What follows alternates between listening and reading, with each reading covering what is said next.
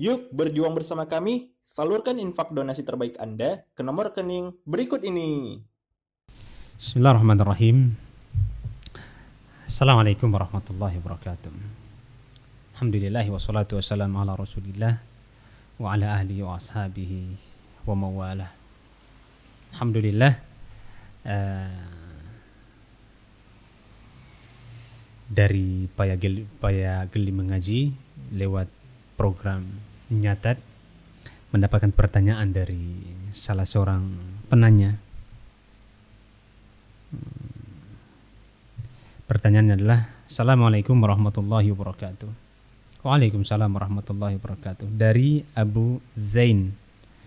Ana mau bertanya, apakah bacaan atau doa pencegah ain pada anak?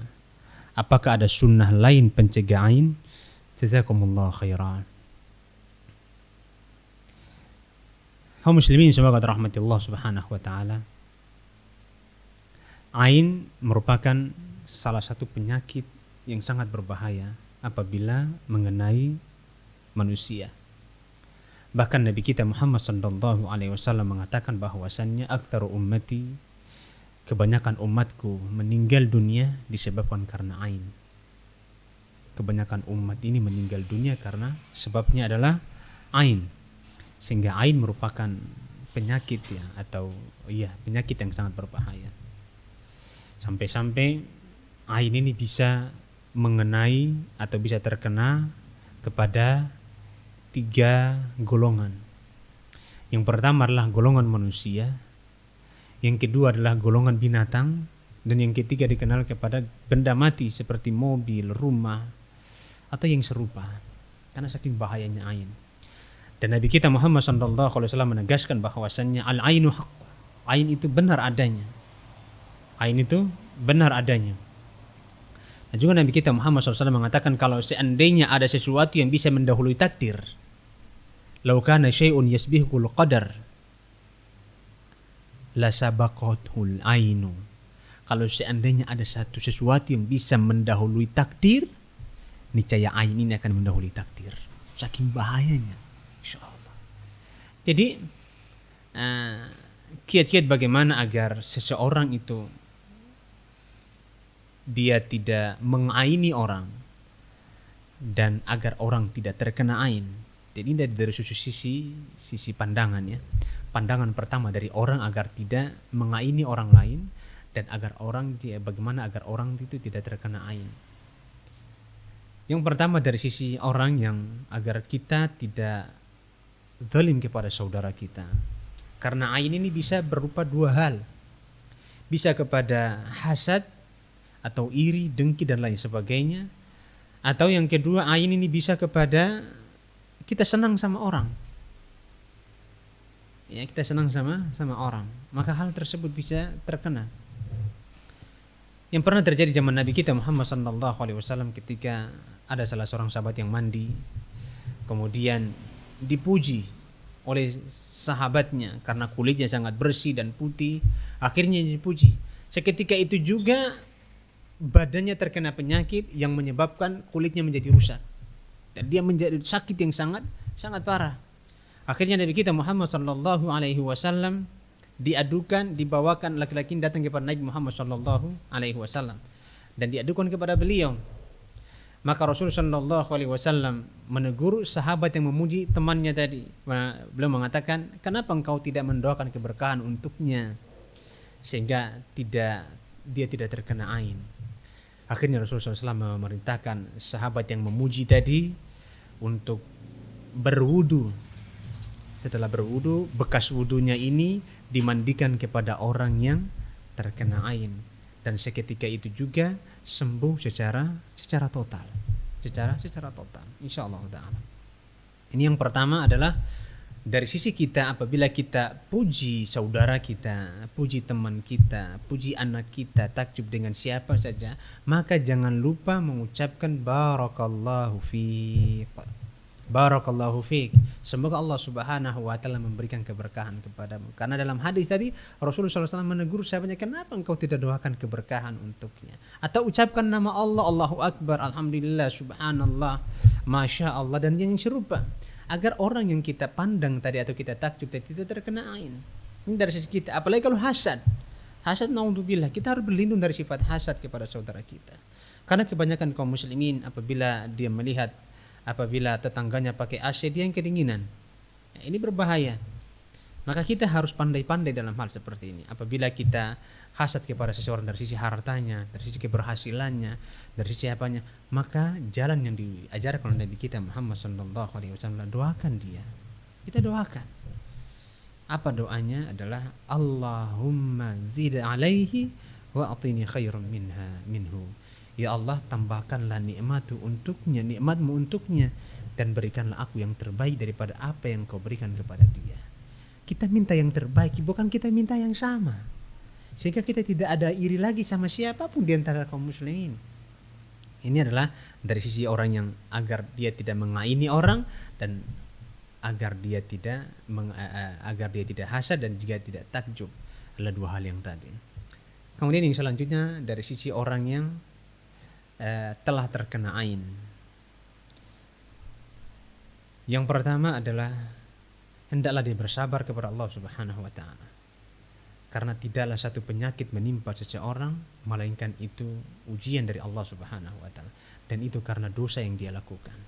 Maka hendaklah dia bersabar kepada Allah Subhanahu wa taala dan memperbanyak istighfar dan mohon ampun kepada Allah Subhanahu wa taala. Allah Subhanahu wa taala mengatakan innama yuwaffas sabiruna ajrahum bighairi hisab. Sesungguhnya Allah Subhanahu wa taala memberikan pahala kepada orang-orang yang bersabar tanpa batas. Masya Allah. Allah akan memberikan pahala yang sangat banyak kepada siapa saja yang bersabar tatkala ditimpa musibah oleh Allah Subhanahu wa taala. Apapun penyakitnya, apapun sakitnya, apapun musibahnya, begitu sakit, ain dan lain sebagainya, maka kita harus bersabar kepada Allah Subhanahu wa taala. Ini poin yang pertama. Poin yang kedua adalah kalau seandainya dia tahu siapa di antara saudaranya yang ain kepada dia, atau mungkin ada indikator atau indikasi bahwa mungkin teman dia ini yang tadi puji anak saya, kemudian dia tidak menyebut nama Allah Subhanahu wa taala atau tidak lupa menyebutkan keberkahan untuk anak tersebut, maka kita panggil dia, kemudian kita suruh dia berwudu, dan wudu bekas wudunya itu kita mandikan kepada anak kita apabila anak kita tertimpa musibah atau siapa saja yang tertimpa musibah ain tersebut. Atau misalnya orangnya jauh, dia tinggal di luar kota misalnya di Jakarta atau di mana, sementara Anda berada di kota Medan atau di Solo atau di mana, dia berada jauh, dia udah pulang kampung, maka kita lihat benda apa yang dia pegang di rumah kita, benda apa yang dia pegang di rumah kita, contohnya seperti gelas minumnya. Mana gelas minumnya? Nah, kalau ada gelas minum yang bekas dia minum di air, di menggunakan gelas tersebut, kita ambil gelas tersebut, kemudian kita siram air di gelas tersebut, kemudian kita doakan, kita ruqyah, insya Allah akan sembuh. Kemudian bekasnya mungkin kita ruqyah tadi kita siramkan kepada anak kita. Atau mungkin dia pernah megang gagang pintu rumah kita, maka gagang pintu rumah kita itu kita siram dengan air di atasnya, kemudian kita tampung airnya, setelah itu kita mandikan, siramkan kepada anak kita. Atau mungkin gagang pintu kamar mandi kita, kan pintu kamar mandi kan punya pegangan, kita siram air di situ, kita baca bismillah dan baca al-fatihah, kemudian kita siram dan kita tampung dan kita bersihkan untuk kita mandikan anak yang telah terkena ain atau siapa yang terkena ain. Insyaallah ain itu akan segera hilang dengan izin Allah Subhanahu wa taala.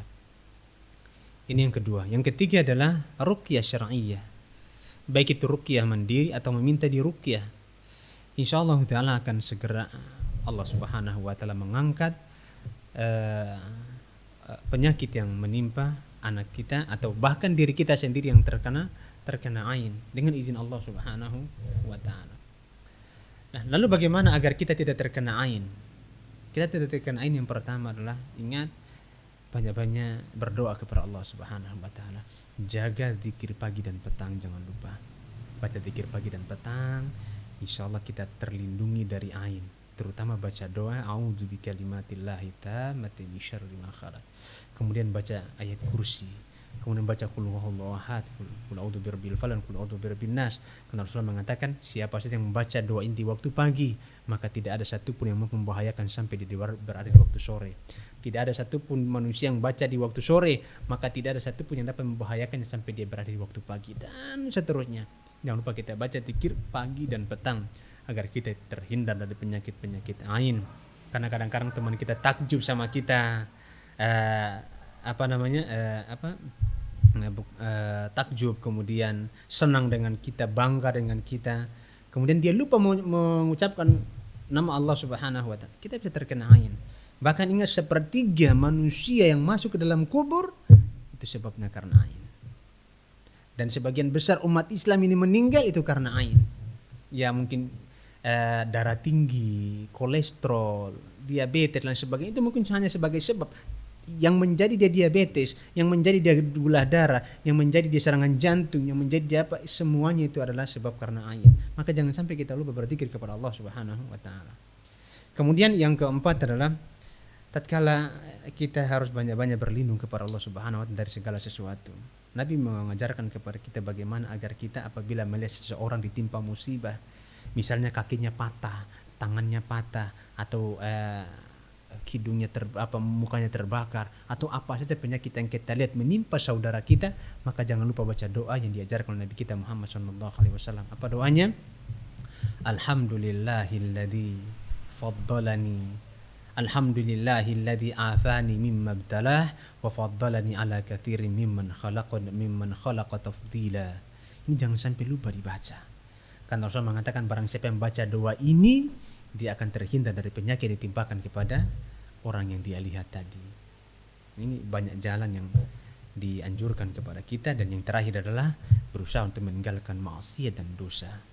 Karena penyakit itu datang sebab utamanya karena dosa. Ain itu bisa menimpa kita juga karena dosa, sebagai bentuk peringatan dari Allah Subhanahu wa Ta'ala. Wallahu ta'ala a'lam bissawab. Wassalamualaikum warahmatullahi wabarakatuh. Nyatat, nanya Ustadz. Anda punya pertanyaan tentang agama, hukum, dan ilmu? Yuk, ajukan pertanyaan Anda ke nomor berikut ini. Jazakumullah khairan.